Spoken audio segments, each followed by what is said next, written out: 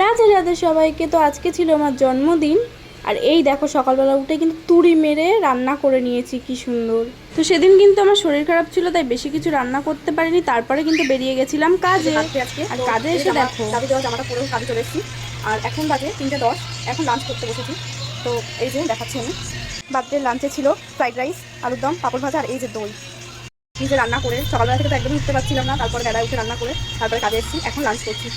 তারপরে কিন্তু আমি কাজ থেকে চলে এসেছিলাম আমাদের এই বাড়ি, মানে আমার বাপের বাড়িতে। মা দেখো এখানে কিন্তু রান্না করছিল, আর মা বলছে কি তুই নাইটি পরে ভিডিও করছিস। আর আমার ঠাম্মা তো জানেই না যে আমার আজকে বার্থডে ছিল। তো লাঞ্চের যে খাবারগুলো ছিল সেগুলো কিন্তু আমি ভোগ দিয়ে খেতে পারিনি কিছু প্রবলেমের জন্য, যেহেতু আমরা প্রসাদ বুঝি।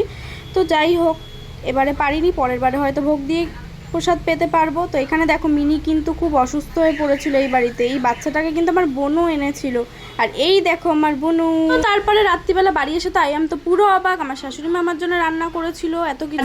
ব্লগটা কেমন লাগলো জানাতে